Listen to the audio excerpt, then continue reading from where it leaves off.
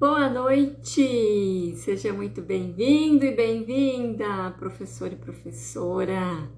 Tô conferindo aqui. Legal, toda quinta-feira a gente tá tendo aula aqui às 20 horas, 8 horas da noite. E hoje você viu o tema técnica de engajamento para tornar as suas aulas mais produtivas. Para quem? Aqui a gente fala para você, professor e professora.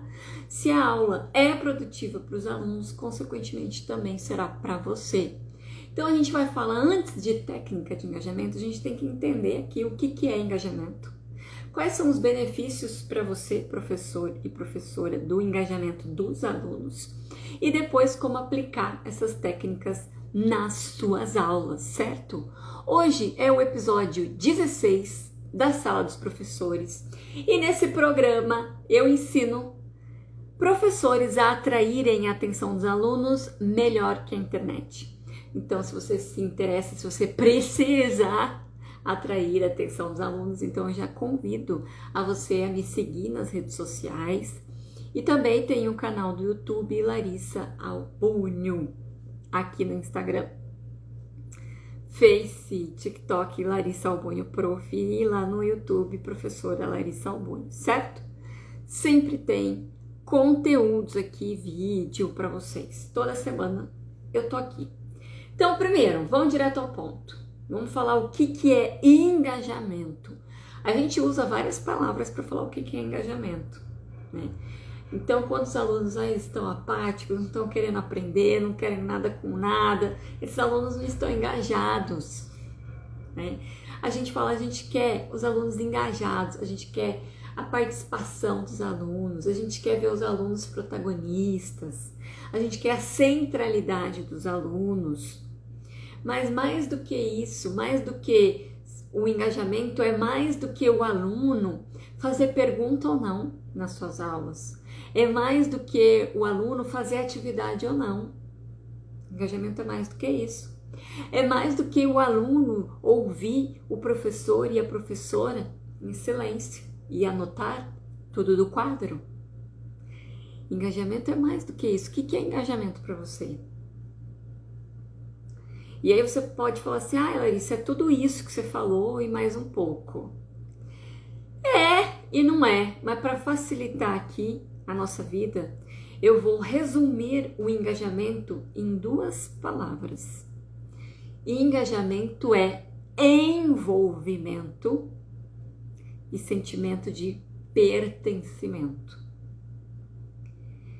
Se o aluno não participa, ele não está envolvido. Se ele não é protagonista, ele não está envolvido. Se ele não faz perguntas, ele não está envolvido. Se ele não responde, ele não está envolvido. Se ele não faz atividade ou só faz atividade e não pensa sobre aquilo que ele está fazendo, ele não está envolvido. Se ele só fica ouvindo o professor e a professora falar e anotando do quadro, ele não está envolvido.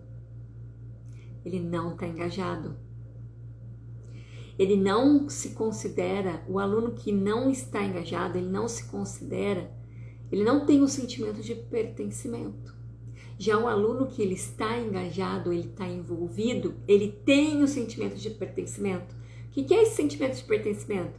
Que ele pertence àquele ambiente e àquele grupo de pessoas. Ele se sente acolhido. É como se fosse um relacionamento entre amigos, entre namorados.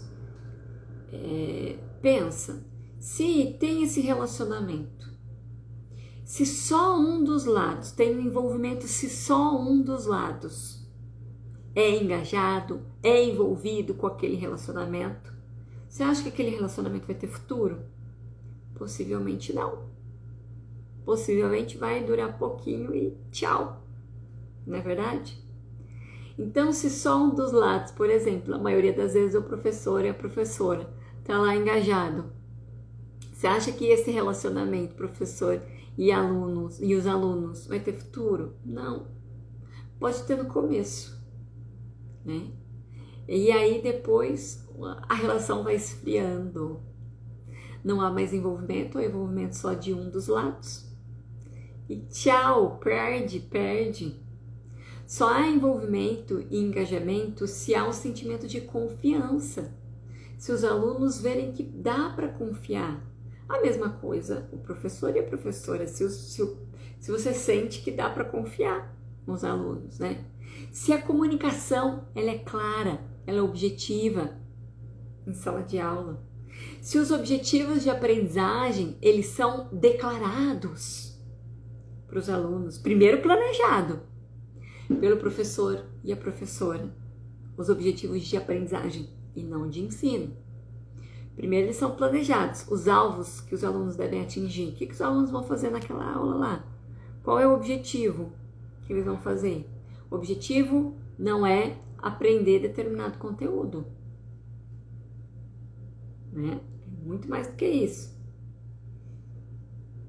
Se os objetivos não são falados para os alunos, como é que eles vão saber o que eles vão fazer? Não vão. Eles não vão se envolver, eles não vão se engajar. É isso que é engajamento, envolvimento. Então, se eu estou falando hoje de técnica de engajamento, eu estou falando de técnica de envolvimento. Como envolver os alunos nas suas aulas, do início ao fim. Quais são os benefícios para você, professor e professora, ter os alunos envolvidos nas suas aulas, do início ao fim? E como fazer isso? E são 2 passos que eu vou passar para você até o final dessa aula. É simples, você vai ver. Então, prof, bati aqui. Não fale para os alunos, né? Não adianta você falar assim, ó, vamos engajar, gente, vocês estão muito apáticos, vocês estão fazendo bagunça demais, não estão participando, não fazem pergunta nenhuma. Vocês têm que engajar, vocês têm que participar. Não adianta você falar isso. Não fale, mostre. Mostre pelos seus atos o que é engajamento, o que é envolvimento. Mostre para os alunos. Eu sei que é difícil fazer isso, porque eu sei que é um ciclo que muitas vezes a gente vive em sala de aula, né? Como é que eu vou me motivar com aquela turma, com aquele tipo de alunos que não respeitam, que estão indisciplinados? Como? É possível, confia, prof. Comece com essa técnica que eu vou falar para você hoje, que você já vai ter ótimos resultados. Comece, então, não fale, demonstre, mostre para os seus alunos. E aí, para você mostrar, crie um ambiente para isso, para os seus alunos. Né? Promova, desenvolva um ambiente de acolhimento, um ambiente que os alunos se sentem seguros para se expor e eles serão ouvidos. E é aí que entra a técnica de engajamento, que ela tem um nome que chama técnica montanha-russa. Você já ouviu falar sobre essa técnica montanha-russa? É sobre ela que a gente vai falar. Ó. Que tipo de montanha-russa que você gosta? Aquela montanha-russa monótona da Turma da Mônica? Ou uma montanha-russa com 5 loopings e depois alcança 100 metros de altura? Que tipo de montanha-russa que você gosta? As respostas podem variar aí, né? Tipo de montanha-russa. Uns vão falar que não gostam, outros vão falar que gostam da Turma da Montanha-Russa, da Turma da Mônica, outros uma bem radical. Porém, sinto lhe informar que nenhuma desses 2 tipos de montanha-russa que eu falei para você são as ideais para o aprendizado. As montanhas russas, né, mais monótonas, elas podem gerar um tédio. E trazendo um paralelo com as aulas, então, aulas monótonas demais cria um tédio, não só nos alunos, no professor e na professora também. Além de criar um tédio, cansa, não cansa, prof? fica falando a aula inteira, ainda chamando atenção, cansa, gasta energia, gasta saúde mental. E aí a montanha-russa com 5 loopings e 100 metros de altura, ela pode causar enjoo. Então, uma aula agitada demais, ai, vamos fazer atividade, a todo instante fazendo alguma coisa, vamos movimentar, também não serve para um aprendizado que seja significativo e duradouro, não é eficiente para isso. Então, tudo é equilíbrio também na educação, mas esse equilíbrio com a montanha-russa, sim, com a montanha-russa, e você vai entender, tá? Você vai entender mais pra frente o que é esse equilíbrio com a montanha-russa. Então, a gente tem que lembrar que ensinar não é garantia nenhuma que o aluno irá aprender. Ficar falando, explicando o conteúdo não é garantia nenhuma de aprendizado. Você concorda comigo? Faz sentido para vocês que eu tô falando? Faz algum sentido? Quando o foco é no ensino e não no aprendizado, o foco é no ensino, na falação, na explanação, na transmissão de informações, na instrução, e não no aprendizado dos alunos, corre-se um grande risco de não haver aprendizado algum, já que ensinar não é garantia de aprendizado, principalmente se esse ensinar é só ficar transmitindo informações ou dar instruções para os alunos. Faz sentido? Faz sentido isso para você? E é aqui que entra a técnica da montanha-russa, essa técnica de engajamento, que é uma técnica que vai mesclar momentos de alta energia com momentos de baixa energia. Momentos de alta energia são momentos de discussão, discussão entre pares, entre grupos, de debates. Esses são os momentos de alta energia.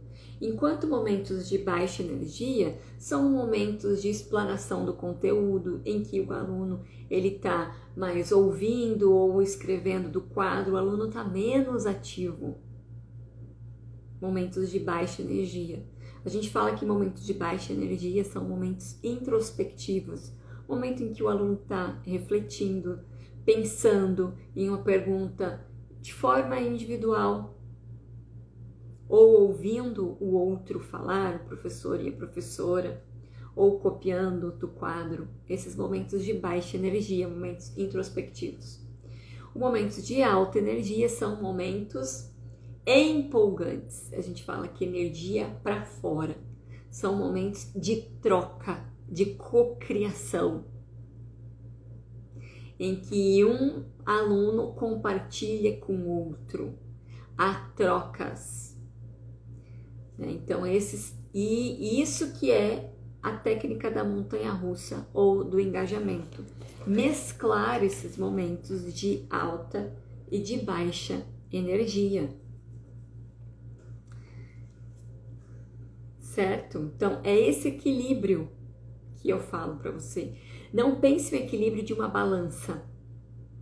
Não pense equilibrar ter os mesmo número de momentos de alta energia com o mesmo número de momentos de baixa energia. Não. É um equilíbrio na montanha-russa. É o equilíbrio no diversificar momentos introspectivos na sua aula com momentos empolgantes. Lembre-se, Montanha-russa monótona demais gera tédio. Montanha-russa radical demais, louca demais, pode gerar enjoo. Então, equilibrem momentos, né, empolgantes com momentos introspectivos. Certo? E qual que é os principais benefícios, professor e professora, para você dessa técnica de engajamento, essa montanha-russa de você aplicar essa técnica nas suas aulas? Qual é o principal benefício aqui? O principal benefício é que você irá se cansar menos. Olha quanta energia que você não gasta na sala de aula, falando a todo momento, explicando o conteúdo, fala, e tem que chamar a atenção dos alunos, pedir para falar mais baixo. Você grita, o aluno vê você gritando, ele grita também. Não é? Então, olha quanta energia, né? É o tal de suar a camisa. Você já deu uma aula que você ficou ensopado, ensopada? Sendo que quem tem que gastar energia na aula não é você, professor e professora. Não é. São os alunos. Onde que você tem que gastar energia? Professor e professor, onde? No seu planejamento. Você vai planejar para que o aluno gaste energia cerebral e energia também corporal nas aulas. E não você, prof. A sua energia é gasta antes no planejamento. E ali no momento da aula, são os alunos que têm que estar ativos gastando energia. São os alunos que têm que estarem construindo, desenvolvendo ali. E você, professor e professora, você está mediando. Isso é um dos benefícios. Você se cansar menos na aula quando você aplica essa técnica de engajamento ou técnica da montanha-russa, em que o aluno se sente envolvido. Se o aluno se sente envolvido, se ele se sente pertencendo àquela aula, àquela sala, àquele grupo, àquele ambiente, isso vai trazer num aluno um comportamento mais de cooperação, porque ele se sente seguro, ele sabe que ele vai ser ouvido. Consequentemente, aluno que mais autônomo, que professor que não quer isso? Alunos menos dependentes de você, prof. Primeiro você vai se cansar menos, e aí você vai conseguir desenvolver a autonomia nos alunos. Você não precisa desenvolver a autonomia neles primeiro, porque a autonomia é um processo, certo? Você vai desenvolvendo a autonomia deles com essa técnica de engajamento, com essa técnica da montanha-russa. Alunos menos dependentes de você. 2 benefícios. Para de ficar suando a camisa em sala de aula, se esgoelando. Você não precisa disso. A não ser que você queira. A não ser que você queira. Aí é responsabilidade sua, consciência sua. Mas você não precisa. Quem tem que suar a camisa e exercício cerebral são os alunos no momento da aula. Certo? E como que você vai fazer isso? Como que você vai aplicar a técnica de engajamento? Então eu trouxe 2 passos para você aqui. O primeiro passo, você irá escrever momentos na sua aula. Então, o momento 1, o que tem no início da aula? O acolhimento. Toda aula? Sim, toda aula. Né? E aí você vai, depois do acolhimento, eu chamo de check-in. Algumas pessoas chamam de quebra-gelo. O check-in, eu já dei uma aula falando sobre check-in aqui, mas ele tem 3 funções, o check-in. Criar conexão, professor e aluno, e alunos, e aluno e aluno, criar esse sentimento de pertencimento e fazer os acordos iniciais da aula, que é o check-in. Porque você pensa, ou o aluno ele está chegando naquele momento na escola, na instituição de ensino, na faculdade, na universidade, ele está pensando em outras coisas. E aí o professor já chega, e a professora já chega com o conteúdo com os dois pés no peito. Como é que você quer que o aluno preste atenção? Não vai rolar. Como é que você quer atrair e reter o aluno se a cabeça dele está em outro momento, em outra coisa? Ou mesmo que ele está saindo de outra aula, ele está na dinâmica da outra aula, com os pensamentos da outra aula. E aí você já chega, causando. Não, esse é o check-in, esse é o quebra-gelo. Sempre começa com isso, tá? Depois você enumerou então os momentos da sua aula. Tem o acolhimento, tem o check-in, número 2. Número 3, o outro momento, a explicação da atividade, né? Porque um pouco de metodologias ativas que a gente já conversou aqui, então o professor ele começa já incentivando a curiosidade nos alunos, trazendo um estudo de caso, ou então fazendo uma pergunta que gera curiosidade.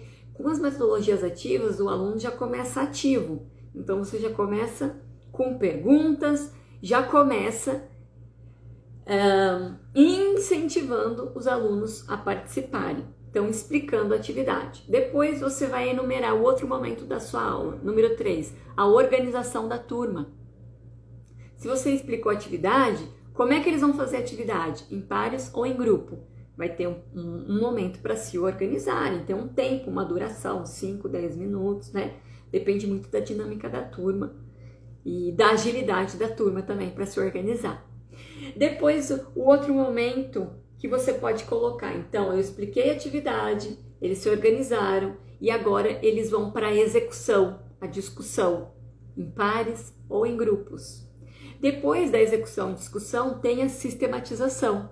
Então, eles compartilham, trocam com a sala inteira e com o professor ou a professora. E por fim, tchau? Não. E por fim, tem o fechamento, que aqui eu chamo de check-out. O check-out também tem aula falando sobre o check-out, ele também tem funções, que é para o aluno entender o que aconteceu em toda aquela aula, entender o que ele aprendeu e também para o professor e para a professora entender o que o aluno entendeu ou as lacunas que ficaram. Se eu não pergunto, eu nunca vou saber, não é? E se eu não pergunto, o aluno também nunca vai saber. Então esse momento do check-out é um momento de refletir sobre tudo que aconteceu naquela aula, quais foram os aprendizados e as lacunas que ficaram, para que numa próxima oportunidade essas lacunas possam ser preenchidas. Então o primeiro passo é você enumerar, elencar e enumerar esses momentos da sua aula, certo? E esses momentos da aula, eles têm uma energia. Então, quando eu tô na aula, quando eu tô começando na aula, o momento de acolhimento é um momento de baixa energia. Depois eu tenho esse momento de check-in, quebra-gelo, eu aumento um pouco a energia dos alunos. Quando eu explico a atividade, a energia cai.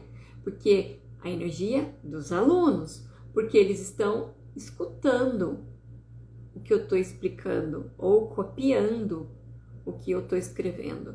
Então a energia cai, que é um momento mais introspectivo. Quando eles vão se organizar, a energia sobe, há uma movimentação ali e eles estão pensando quais são os grupos ou os pares que eles vão fazer.